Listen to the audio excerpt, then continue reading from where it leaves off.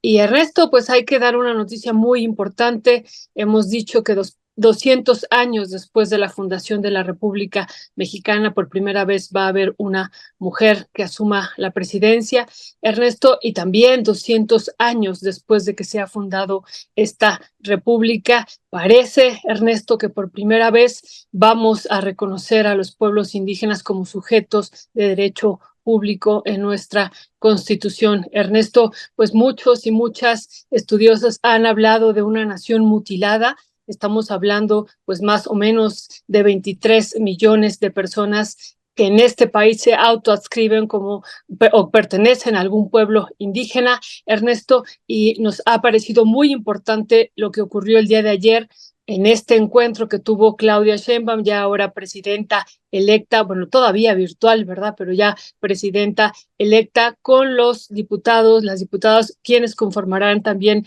el Senado, el Congreso de la Unión en general, Ernesto, y bueno, ha dicho además de los otros, de las otras iniciativas, entre ellas que la vuelve a anunciar como número uno, esta pensión a las mujeres que es prioritaria, también termina diciendo que hay otra reforma que es prioritaria, esta reforma constitucional para reconocer los derechos de los pueblos indígenas y de los hombres y mujeres afro-mexicanos, Ernesto.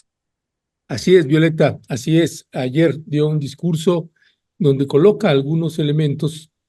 de las propuestas que ya va a impulsar también la presidenta electa conjuntamente con López Obrador, las 5 propuestas de reforma que pues ella estaría buscando que se aprueben en el mes de septiembre. También el presidente actual, el presidente Andrés Manuel López Obrador, y añadió esta ley. Esto fueron las palabras de Claudia Sheinbaum. Hicimos una edición donde arroja también pues qué es lo que se ha hecho durante esta administración, pasando también por garantizar que el litio sea un mineral de la nación. Vamos a escucharla y regresamos con ustedes. Logramos el derecho de los adultos mayores a la pensión, el derecho a la pensión para niñas y niños con discapacidad, el que se haya elevado a rango constitucional el derecho de estudiantes pobres a recibir una beca para estudiar, el derecho del pueblo a la salud y a la educación pública gratuita en todos los niveles, y que no debe de reducirse el presupuesto destinado a garantizar estos derechos. Se logró reformar el artículo 28 constitucional para que se considere prohibida la condonación de impuestos, así como el castigo grave a la corrupción, quitar fuero al presidente, la revocación de mandato y la construcción de la Guardia Nacional. Modificaciones a leyes que permitieron la nacionalización del litio, la aprobación del presupuesto cada año para garantizar la política de austeridad republicana y los derechos. Hoy tenemos frente a nosotros la enorme posibilidad de juntos y juntas seguir haciendo historia. Ustedes conocen, las trabajamos, las platicamos con nuestro pueblo en la campaña, las 20 reformas que envió el presidente Andrés Manuel López Obrador. Hace unos días planteé incluir otras reformas a estas 20. Una que tiene que ver con un compromiso, o 2 que tienen que ver con compromisos que hicimos en nuestra campaña. El primero, un apoyo a todas las mujeres de 60 a 64 años de edad, que lo vamos a elevar a rango constitucional. El otro, el que todos los niños y niñas de escuela pública, de preescolar, primaria y secundaria tengan acceso a una beca universal. Incluimos 2 más. Uno, que es la reforma a la ley del ISSSTE, y la otra para recuperar las pensiones de todos los trabajadores del Estado. Y la otra, que también es un principio que viene de la Revolución Mexicana, que fue modificado durante el neoliberalismo, es el principio de la no reelección. Ya estaremos platicando para definir las prioridades para septiembre. Planteamos en principio 5 prioridades. Estas reformas, las reformas, por supuesto, de los programas sociales convertidos ya en derechos y algunos que deben ser convertidos en derechos, que planteé el lunes pasado, pero creo que hay otra que es fundamental que sea aprobada en septiembre, y es el respeto y el reconocimiento de los pueblos indígenas y de los pueblos afromexicanos.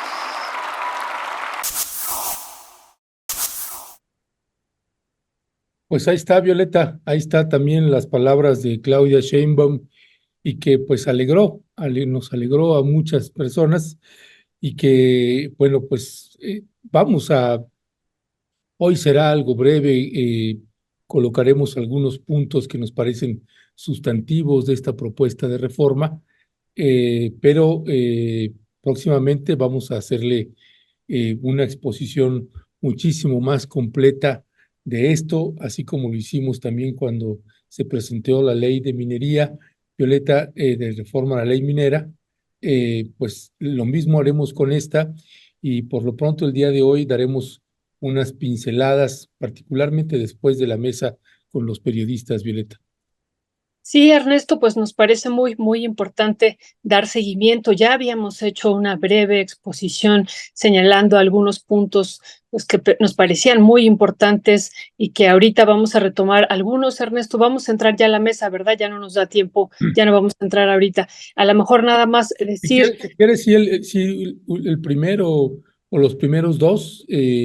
para Sí. no dejar colgado tanto ya a los compañeros. Sí, a lo mejor exactamente poner este tema de la autoadscripción, ¿no? Primero, bueno, señalar que esta es una reforma constitucional que lo que está proponiendo es reformar, adicionar y derogar algunos elementos del artículo 2º constitucional, Ernesto, y que, bueno, es en materia de pueblos y comunidades indígenas y afromexicanos, que también eso es muy importante. Y lo que estamos viendo en pantalla, pues es este elemento que ya habíamos estado mencionando, que ya no nada más ahora se considera el criterio etnolingüístico o lingüístico y el asentamiento físico, sino que se agrega también la parte de la autoadscripción, que nos parece muy importante también, que ese es uno de los temas centrales y que se fue luchando y modificando pues para que también fuera considerado esto, quienes en esta nación se consideran indígenas y que no solamente por hablar la lengua sean considerados por parte del Estado mexicano con esa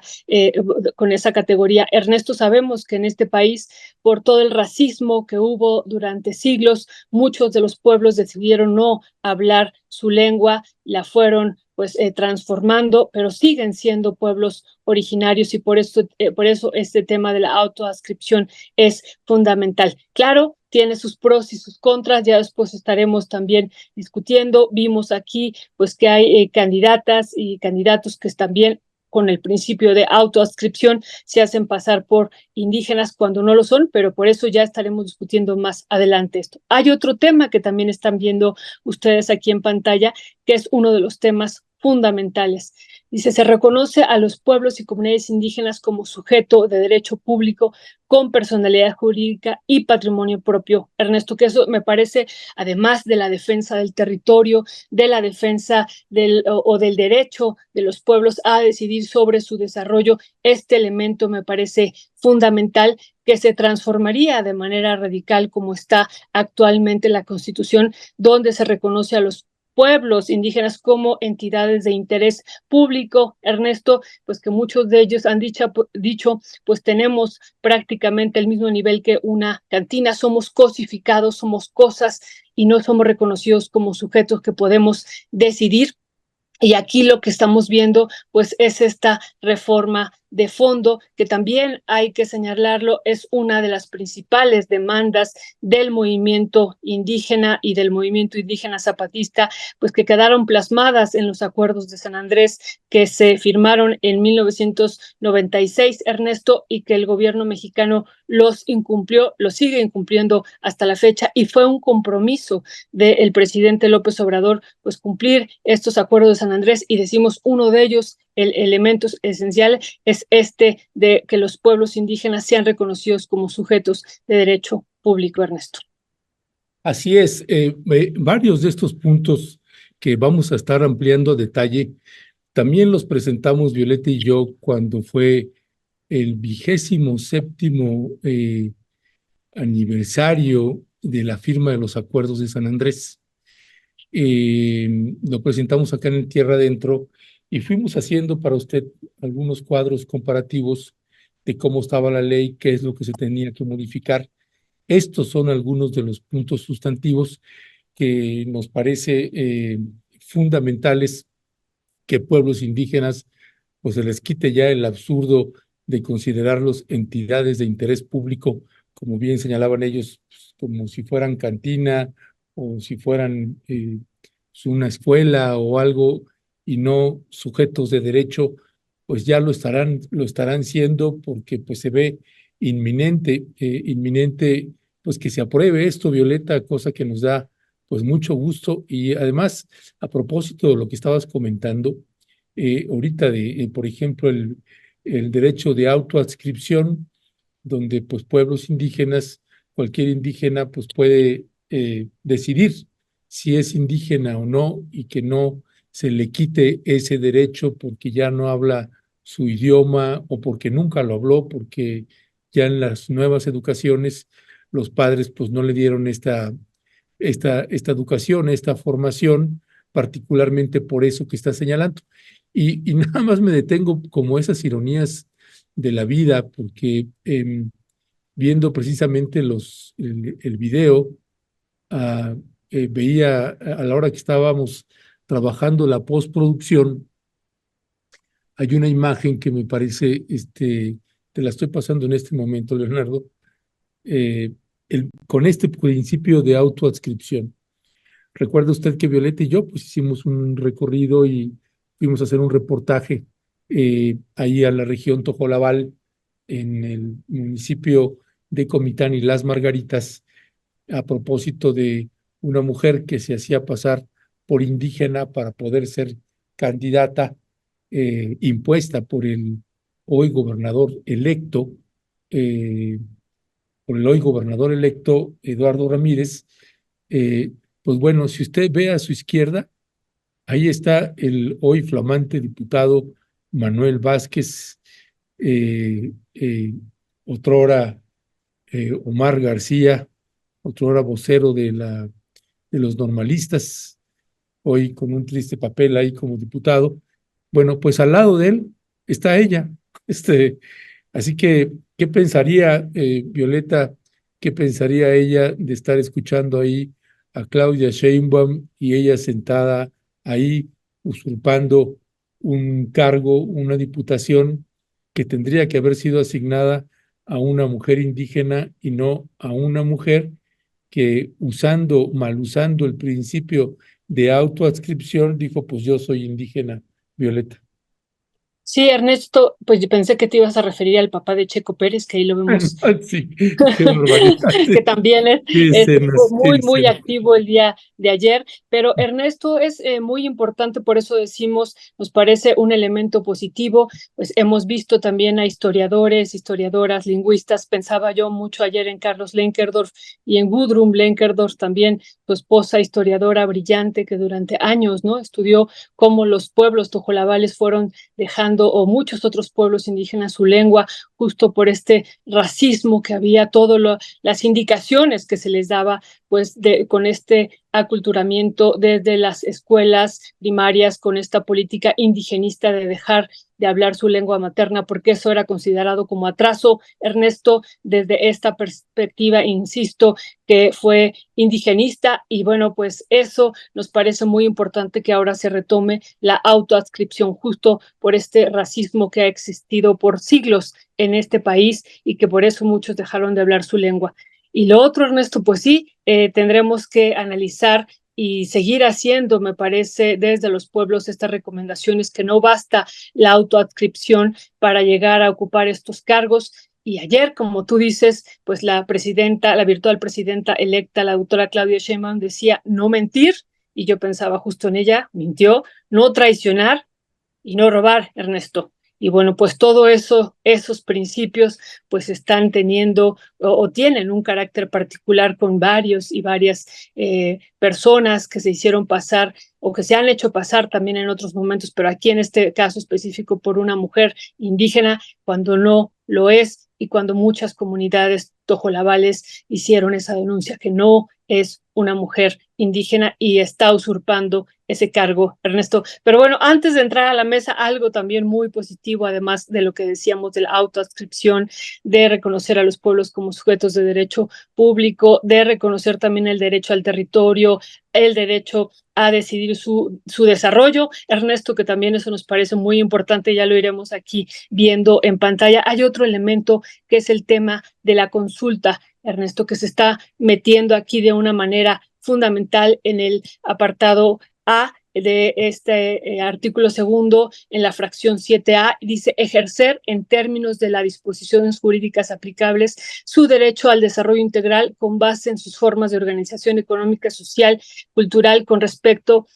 a la integridad del medio ambiente y recursos naturales en términos de las disposiciones jurídicas aplicables. Eso tiene que ver con el derecho al desarrollo, el derecho al desarrollo integral, Ernesto. Y el B dice ser consultado sobre las medidas legislativas o administrativas que se pretendan adoptar cuando éstas puedan causar afectaciones o impactos significativos en su vida o entorno con la finalidad de obtener su consentimiento, Ernesto, que eso es fundamental, obtener su consentimiento o en su caso llegar a un acuerdo sobre las medidas legislativas o administrativas que vayan a adoptarse. Las consultas indígenas se realizarán de conformidad con principios y normas que garanticen el respeto y el ejercicio efectivo de los derechos sustantivos de los pueblos indígenas reconocidos en esta Constitución. Y finalmente, Ernesto, hay otro elemento en otra lámina que dice la siguiente: las personas físicas o morales que obtengan un lucro por las medidas administrativas objeto de consulta deben otorgar a los pueblos y comunidades indígenas un beneficio justo y equitativo, Ernesto. Así es que también se está incorporando el convenio 169 de la OIT también en esta propuesta de reforma constitucional.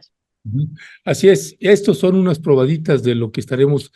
platicando con ustedes más a profundidad,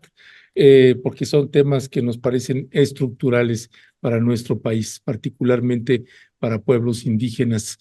Ernesto, a propósito de lo que decíamos, que después de 200 años de que se fundó la República Mexicana vamos a tener a la primera mujer y probablemente por primera vez después de 200 años, pues esta nación que había quedado mutilada y que no había reconocido a los pueblos indígenas como sujetos de derecho público probablemente ocurrirá. Ernesto, tú te acordarás a lo mejor, pues lo que vivimos, no, a lo mejor te acordarás muchísimo de dos eventos. Uno que vivimos en la Cámara de Senadores, hace ratito lo comentábamos, y que lo denunciaron varios personajes de la izquierda, pero entre ellos Adolfo Gili, yo me acuerdo que insistió mucho en cómo había votado el PRD, en particular en el Senado, los chuchos, Jesús Ortega, en contra de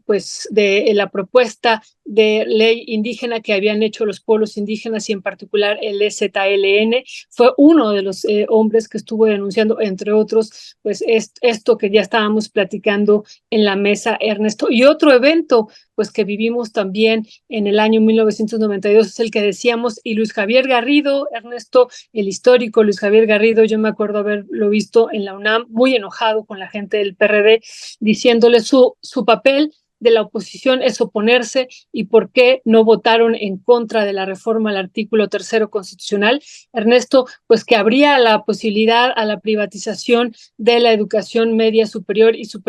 y que eso se modificó hasta este sexenio, Ernesto, hasta este sexenio pues se hizo nuevamente esta modificación o esta contrarreforma que se había hecho en el año 1992. Así es, Violeta. Y además, déjeme decirle también que ese es otro de los temas que ya lo hemos abordado en otros momentos y que cuando se habla de esta fractura o distanciamiento que hay entre el presidente Andrés Manuel López Obrador con el EZLN y que la gente dice, bueno, pues ¿por qué el EZLN está enojado con el presidente o por qué el presidente está enojado con el EZLN. Tiene que ver con este PRD y tiene que ver con ese tiempo y momento político. En el 2006, el presidente Andrés Manuel López Obrador era el candidato del PRD y el PRD pues avaló la contrarreforma indígena. Particularmente hubo un trío ahí que dieron el golpe dentro de la Cámara de Senadores. Uno era el senador del PRI en ese entonces, Manuel Bartlett, el otro era el senador del PAN, Diego Fernández de Ceballos, y el otro era el senador del PRD, Jesús Ortega. Ellos son los que operaron el boicot a los acuerdos de San Andrés y son los que terminaron operando para que se avalara la contrarreforma indígena y no se respetaran los acuerdos de San Andrés, que hasta el día de hoy siguen sin cumplirse. Por eso el fuerte distanciamiento y la molestia de los pueblos zapatistas y del EZLN con el PRD y entonces también con Andrés Manuel López Obrador, porque pues Andrés Manuel se estaba lanzando por el partido que había votado por la contrarreforma indígena y no solo eso. En ese año del 2006, el entonces jefe de gobierno de la Ciudad de México y que estaba dejando su cargo para lanzarse para contender por la presidencia de la República, pues recuerde usted que Andrés Manuel López Obrador nombró como su vocero a Jesús Ortega del PRD y el principal operador por parte del PRD, el principal operador para que se avalara la contrarreforma indígena. Y creo que esos son como esos pedazos que hay en la historia del PRD, AMLO, EZLN, etcétera, que están por ahí perdidos y que bien vale la pena colocarlos nuevamente, Violeta. Pues sí, a propósito de pues ya la desaparición, la muerte del Partido de la Revolución Democrática y también a propósito pues de este acontecimiento que vamos a vivir en septiembre también en Cámara de Diputados, que es reconocer a los pueblos indígenas como sujetos de derecho público. Ernesto, también reconocer sus territorios, el derecho que tienen ellos a decidir sobre su desarrollo, el tema del presupuesto que también les estaremos presentando más adelante, también cómo está propuesto en esta iniciativa, que a mí me parece que ese punto podría ser un punto interesante de discusión, que ellos puedan manejar también parte del presupuesto, Ernesto, y que también insistimos, la parte de la tierra y el territorio pues sea también prioritario, la defensa que ellos puedan hacer, la consulta que ya estábamos hablando al inicio del programa. Ningún proyecto que se considere estratégico en términos económicos podrá ser llevado a cabo sin el consentimiento, sin la consulta pues libre, previa, informada y culturalmente adecuada por parte de estos pueblos y sin que ellos otorguen el consentimiento. Y eso será también fundamental frente a todos estos proyectos extractivos de minería, frente a todo el despojo que hay de agua, de bosques, y donde están los pueblos indígenas, Ernesto. Y lo otro, pues también que hemos dicho y que nos pareció muy importante, es uno de los puntos que viene en el apartado B, esto de garantizar los derechos laborales de las personas jornaleras agrícolas y trabajadoras del hogar, Ernesto, que también eso nos parecía muy importante que sea considerada aquí en esta propuesta de reforma constitucional.